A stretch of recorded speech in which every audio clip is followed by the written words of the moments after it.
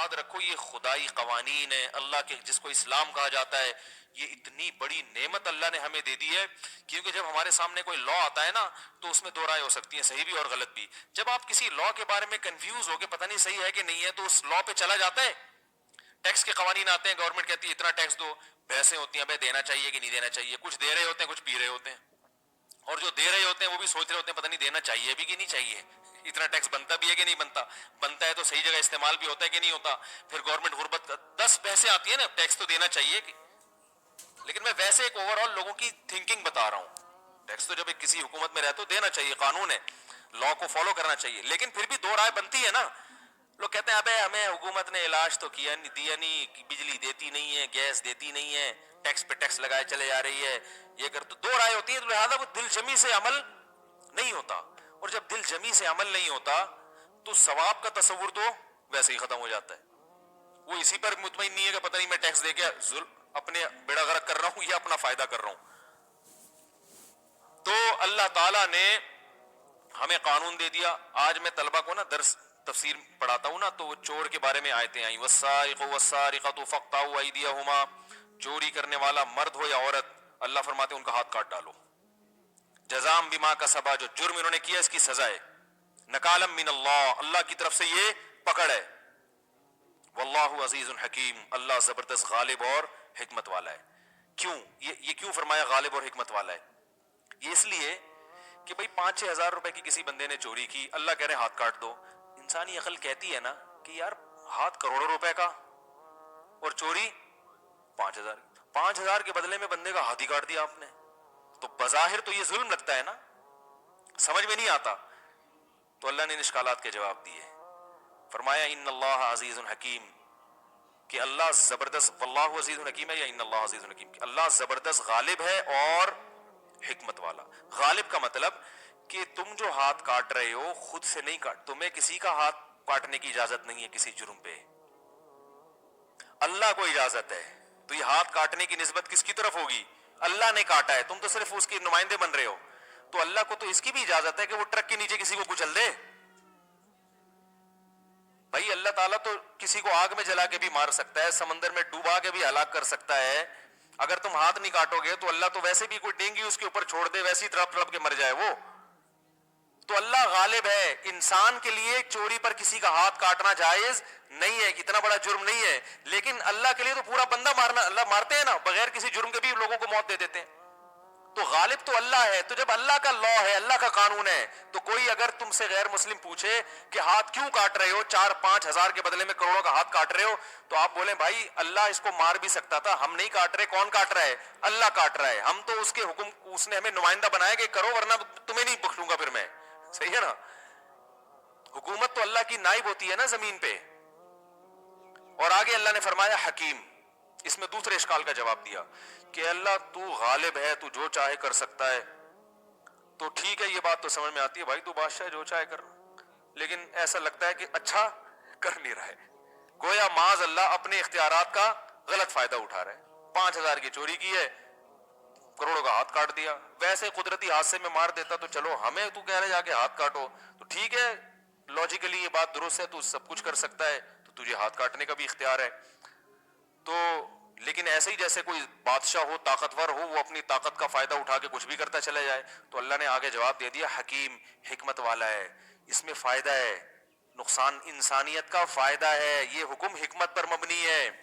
چور کا ہاتھ کاٹنے کا حکم دینا ظلم نہیں ہے، بلکہ ظلم کے خاتمے کا سبب ہے۔ اس میں تم ایک چیز کو دیکھ رہے ہو کہ 5,000 کی چوری کی اور ہاتھ کٹ گیا، یہ نہیں دیکھ رہے کہ اس 5,000 کی چوری سے نقصان 5,000 کا نہیں ہوا، معاشرے میں جو فساد پھیل رہا ہے نا، وہ فساد اس 5,000 کی نسبت کئی گنا زیادہ ہے۔ آج 5,000 چوری کی ہے، کل 5 کروڑ چوری کرے گا، اور پھر مزید آگے بڑھ کے ڈکیتیاں کرے گا، پھر جب چسکا لگ جائے گا نا اس کو، تو پھر بندے مار مار کے پیسے نکالے گا، پھر بندوں کو قتل بھی کرے گا۔ ایک ہاتھ کو بچانے کے لیے درجنوں لوگوں کا قتل کروا دو گے تم۔ تو چور جتنے بھی مجرم ہیں نا دنیا میں، وہ پیدائشی مجرم نہیں ہوتے، وہ آہستہ آہستہ، دیکھو آج جو شراب پی رہے تو ڈائریکٹ شراب پہ تھوڑی آیا، وہ پہلے سگریٹ پہ آیا، گٹکوں پہ آیا، پان پہ آیا، جب عادی ہو گیا چلو بھائی یہاں بھی چلو۔ جو آج قتل و غارت میں لگے ہوئے ہیں، یہ بچپن میں پہلے گھنٹیاں بجا بجا کے بھاگا کرتے تھے، ان کی شرارتیں بس اتنی ہوتی تھیں، ابا سے پٹے نہیں, کسی نے تنبیہ نہیں کی, پھر مسجد سے چپلیں چرانا شروع کر دی, پھر کسی نے مارا نہیں کہ چپل ہی تو ہے, پھر نتیجہ ہوتے ہوتے ہوتے ہوتے لاکر سے پیسے چرانا, پھر ابا کے پر سے. پھر انسان کو جب فری میں پیسہ ملتا ہے نا تو ہوس بہت تیزی سے بڑھتی ہے, پھر اس کے خرچے اتنے ہو جاتے ہیں کہ حلال میں وہ خرچے پورے نہیں ہوتے. جو انہوں نے جو جوانی کا ٹائم حلال کمانے کی صلاحیت میں لگانا تھا, وہ ساری صلاحیت چوریوں چکاریوں میں لگ چکی ہوتی ہے. جو وہاں صلاحیت, اب وہ تبھی آپ دیکھیں اس کو, ابھی کیا ہوا کچھ دن پہلے ایک جاننے والے ملے, رشتہ دار تو نہیں تھے, وہ بہت بڑے کرکٹر تھے, بین الاقوامی ٹیم میں ان کی سلیکشن نہیں ہوئی تو اب رکشا چلا رہے ہیں وہ. ہم نے کہا یار اتنا بڑا کھلاڑی رکشا کی, انہوں نے کہا بھائی ساری زندگی تو کرکٹ میں لگا دی کہ میں بین الاقوامی ٹیم کا کھلاڑی بنوں گا, اب سلیکشن نہیں ہوئی تو اب آتا کرکٹ کے علاوہ کچھ ہے نہیں, تو اب کمانے کے لیے تو کرکٹ میں اتنا پیسہ تو نہیں, بین الاقوامی ٹیم میں جاؤ تو ملتا ہے نا پیسے, ایسے گلی محلے والوں کو تھوڑی ملتا ہے. تو ساری زندگی تو لگا دی اس میں, اب کیا بیچارہ کیا چلا رہا ہے, رکشا چلا رہا ہے. نہ ایجوکیشن کی طرف توجہ دی, ہاں جس کی لک لگ گئی وہ انٹرنیشنل ٹیم میں چلا گیا یا اس سے کم لیول کی ٹیم میں, لیکن کسی بڑی ٹیم میں چلا جائے گا تو اس کی تو ویلیو ہو جائے گی. جو نہیں سلیکشن ہو سکا, سب کا تھوڑی ہوتا ہے, لاکھوں لوگ آتے ہیں, ایک چند ایک کا ہوتا ہے اس میں. تو ایسے ہی جب چوری چکاریوں میں ٹائم گزار دیا تو اب حلال میں کمانے کی صلاحیت بھی نہیں ہے اور حلال میں اتنا پروفٹ ہے بھی نہیں. چوری میں تو بڑا پروفٹ ہے, بیٹھ یوں کرو بس پتہ ہی نہیں کسی کو کیا خیال ہے. تو اللہ فرماتے ہیں کہ بین الاقوامی لاز اپنی جگہ, لیکن اللہ نے جو قانون بنائے یہ حکمت پر مبنی ہے. ایک کا ہاتھ کٹے گا, سینکڑوں لوگوں کو عبرت ہوگی, لوگوں کی جان بھی محفوظ, لوگوں کا مال بھی. تم صرف 5,000 دیکھ رہے ہو کہ 5,000 کے بدلے میں کروڑوں کا ہاتھ کٹ رہا ہے, ہم صرف 5 نہیں دیکھ رہے, ہم آگے پورا فیوچر دیکھ رہے ہیں.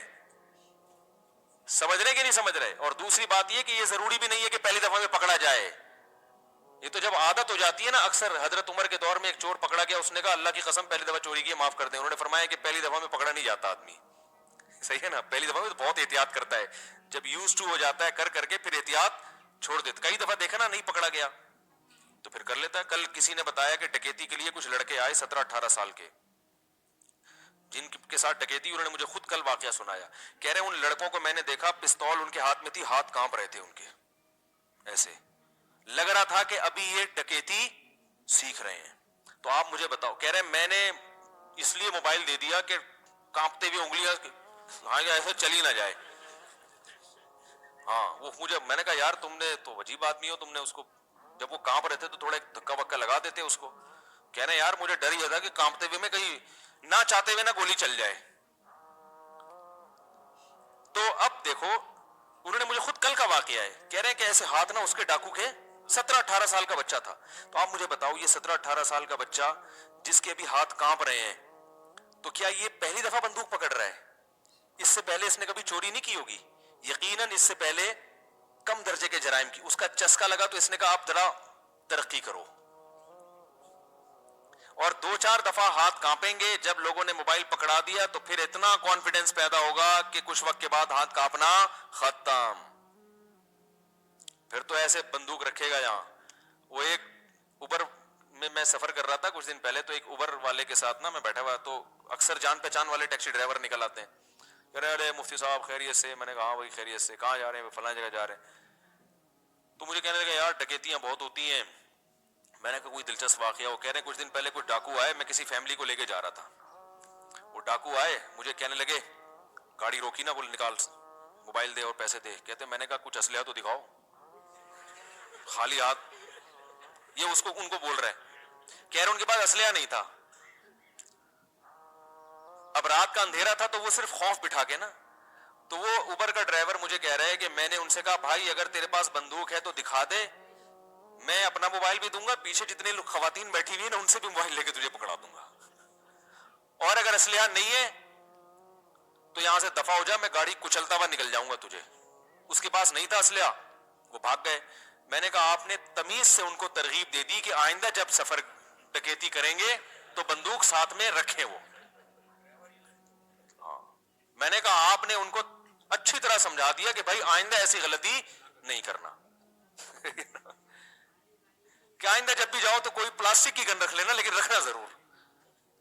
تو تو چلو انہوں نے تو غلط کیا, ان کو اس طرح کی ترغیب دے دی نہ چاہتے ہوئے, ان کی نیت یہ نہیں تھی, لیکن ہوتا تو یہی ہے نا کہ پہلے بغیر اسلحے کے ٹرائی کرتے ہیں, پھر کہتے ہیں یار جو مزہ اسلحہ پہلی دفعہ پکڑنا ہر آدمی کے بس کی بات نہیں ہے. تو اللہ نے فرمایا کہ اللہ زبردست غالب ہے, جو چاہے حکم نازل کر دے, تمہیں چون و چرا کی اجازت نہیں ہے, میں اپنے اختیارات استعمال کر سکتا ہوں. دیکھو صدر کو اختیار ہوتا ہے نا آج کل, شریعت میں تو اختیار نہیں ہے, لیکن قانون میں آج کل اختیار ہے کہ پھانسی کی سزا کو وہ معطل کر سکتا ہے. تو ہم کہتے ہیں صدر کو اختیارات ہیں, اس نے اپنے اختیارات استعمال کیے بغیر کسی لاجک کے, بس پھانسی کی سزا ختم کر دی. یہ غیر شرعی ہے. اسلام میں صدر کو یا وزیر اعظم کو اختیار نہیں ہے کہ پھانسی کی سزا, یعنی قصاص کے طور پہ اگر کسی کو قتل کر رہے ہیں. تو یہاں بھی اللہ کہہ رہے بھائی میں بادشاہ ہوں, میں نے کہہ دیا ہاتھ کاٹو تو کاٹ دو. اور پھر آگے اللہ نے بتا دیا کہ حکمت ہے, چھپی ہوئی حکمتیں, ہر حکمت تمہاری سمجھ میں آنا ضروری نہیں ہے. پھر آگے فرمایا وَلِلَّهِ مُلْكُ السَّمَاوَاتِ وَالْأَرْضِ, اللہ کے لیے زمین اور آسمانوں کی بادشاہی ہے. يُعَذِّبُ مَن يَشَاءُ يَغْفِرُ لِمَن, دیکھو قرآن میں اکثر یہ ہوتا ہے يَغْفِرُ لِمَن يَشَاءُ وَيُعَذِّبُ مَن يَشَاءُ, جس کی چاہے مغفرت کرے, جس کو چاہے عذاب دے. لیکن یہاں پر اللہ نے پہلے بیان فرمایا جس کو چاہے عذاب دے, جس کی چاہے مغفرت, کیونکہ چور کے ہاتھ کاٹنے کی بات چل رہی ہے نا, تو میں جس کو چاہوں عذاب دوں. ایک بڑے لبرل قسم کے آدمی تھے, اسلام کے خلاف بہت اعتراضات کرتے تھے. یہ چوری کی, جو چور کا ہاتھ کاٹنے کی سزا ہے نا, اس پہ بھی بہت کہتے یار یہ کیا ہے, 5,000 10,000 روپے چوری کی اور ہاتھ کاٹ دو, یہ کیا ہے. لیکن اللہ نے ان کو ہدایت دی. ایک دن میرے پاس آئے, کہنا یار اگر میں پازیٹیو سوچوں تو اس کی لاجک بنتی ہے. میں نے کہا کیا؟ کہہ رہے ہیں یار یہ اس کی دلیل ہے کہ اسلام جرم کو برداشت, جرم کے معاملے میں بہت حساس ہے. تو یہ پازیٹیو چیز ہے اسلام کی, سمجھ رہے ہیں نا. مجرم کے لیے رعایت, بولو بھائی, سافٹ کارنر کہتے ہیں نا, نرم اسلام کے لیے, نرم یعنی لب و لہجہ اسلام مجرم کے لیے اختیار نہیں کرتا. تو یہ تو جرائم کے خاتمے پر اسلام کی حرص ہے کہ وہ تو دنیا میں جرم مانتا ہی نہیں ہے. تو میں نے کہا یہی بات ہے, اگر پازیٹیو سوچو گے تو پازیٹیو, نیگیٹو سوچتے رہو گے تو جاتے چلے جاؤ, الٹا سوچتے رہو. تو اتنے لوگوں کے, ایک دن مجھے ایک صاحب کہنے لگے یار اگر چور کا ہاتھ کٹے تو سارے ٹنڈے پنڈے ہو جائیں گے, تو سارا آدھا ملک تو چور ہے. تو یہ تو بڑی, یہ تو سمجھ میں اس زمانے میں یہ نہیں ہونی چاہیے. میں نے کہا بھائی جان ایسا نہیں ہوگا, 1-2 کے کٹیں گے تو باقی چوری سے توبہ کر چکے ہوں گے, ٹھیک ہے نا. 1-2 کے کٹیں گے ہاتھ, باقی سب توبہ کر. تو اسلام میں ڈاکو کی سزا بڑی سخت ہے, جو دن دہاڑے لوگوں سے یا رات کو علانیہ لوگوں سے ڈکیتیاں کرتے ہیں. اسلام میں ان کی سزا یہ ہے کہ بھائی اگر یہ گرفتار ہو جائیں, ہاتھ پاؤں کاٹ کے چوک پہ لٹکا دو, ان کو قتل کرو ان کو فوراً. یہ جیلیں ویلیں نہیں ہے اسلام میں, جیل میں ڈال دو, 25 سال کیس چل رہا ہے بھائی, گواہوں سے ثابت ہو گیا, فوراً لٹکا کے چوک پہ لٹکا دو اس کی. ان یقتلوا او یصلبوا او تقطع ایدیہم وارجلہم من خلاف. تو کہاں سے کہاں بات چلی گئی.